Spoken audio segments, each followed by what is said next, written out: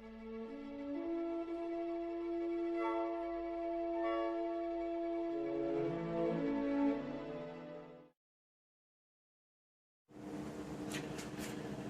this video, I'm going to talk about the Picard trailer. The Picard trailer just was uploaded.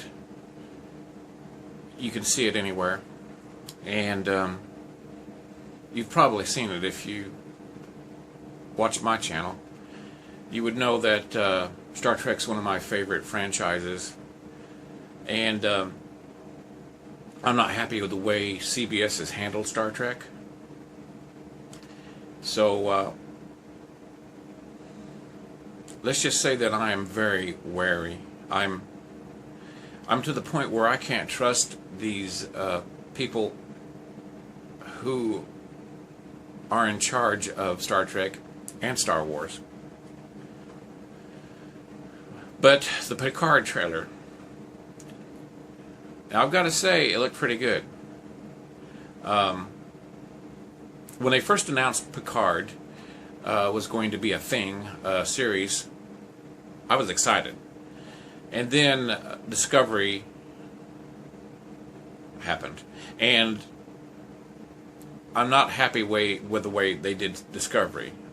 From the first part of Discovery, when I first watched it, the intro was completely different. All the other intros with Star Trek have been with a ship flyby or something like that, like Deep Space Nine. But this was blueprints. So Discovery, and then with Michael Burnham and her being Mary Sue, plus, I mean, she the first couple episodes she committed mutiny, trespassing, started a war, treason. I mean, just all that stuff. It just didn't feel like Star Trek or the Space Navy. So, and then when I found out that Picard was going to be the same universe, the same timeline, I just lost the interest. Even though Star Trek: The Next Generation is my favorite incarnation of Star Trek. So,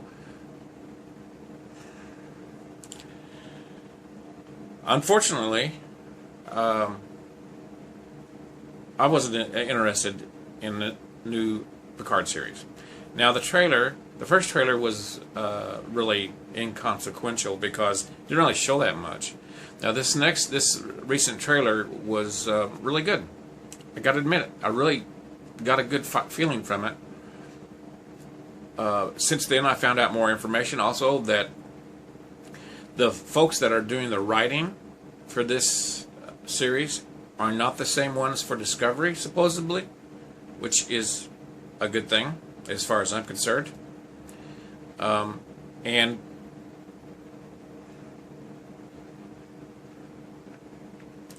it looks pretty good. It looks pretty good. I just hope they just treat it with some respect. Discovery has great special effects, great acting for what they're asked to do, the actors. So the story, it's the story, and why they chose to paint themselves in a corner with the time era they chose. It was just a few years before the original series takes place with Captain Kirk. Doesn't make it. Why would you pigeonhole yourself? But now they went to the future, 1,000 years in the future. That's what they should have done in the first place. And with Picard, it takes place 20 years after Nemesis, but it's in the Kelvin timeline. No, I'm sorry. It's in the Prime timeline. There's 3 timelines. There's the original timeline that most people are familiar with. Then there's the Prime timeline that Spock came from in the 2009 movie. And then there's the Kelvin timeline that Spock created. So this Picard series takes place in the Prime timeline because Romulus has been destroyed. I think. But you see how this is muddying up the waters? The trailer looks great. It's got Data in it, and they've de-aged Brent Spiner. But it looks like it's actually B4, the character B4 from the movie Nemesis. And they've taken him apart for some reason. I don't understand that. And put him up. Because they had transferred Data's mind into B4's neural net. So it's basically Data. But they disassembled it. Well, I guess we'll find out. But in the alternate, there's another timeline called the All Good Things timeline, which was the last episode of the Star Trek Next Generation. And that timeline, well, I guess it exists in its own timeline, but in that timeline, Data was older, and he just chose to age himself. And they could have done that with B4. I don't know why they didn't do that. But I've heard that Brent Spiner does not want to be Data because he doesn't look like Data anymore. But if Data chose to age himself voluntarily, at least outwardly appearance, because Data can last for probably hundreds or thousands of years because he's an android, but physically he could make himself look older. I don't know. Of course, 7 and 9's in it, and Hugh from Star Trek Voyager, which is cool. I've always wanted to see the different incarnations of characters intermingle. DS9. I've heard that Jonathan Frakes and Marina Sirtis are going to be have cameos. They're going to be guest starring, which is awesome. I think it's great. I mean, I gotta admit, it looked good. I gotta admit, it looked good. But see, I can't trust them. I can't trust CBS. I can't. That's the problem, you know? You lose somebody's trust. It takes a lot to get it back. I mean, and it's not just this franchise. It's Hellboy. It's, you know, Star Wars, RoboCop. I mean, I did a reboots video. You know, I didn't even mention Total Recall. You know, they rebooted that, and Fright Night. Both of them had Colin Farrell in it. And, you know, it's just, if you're not going to do it right and have a fantastic story, then don't do it.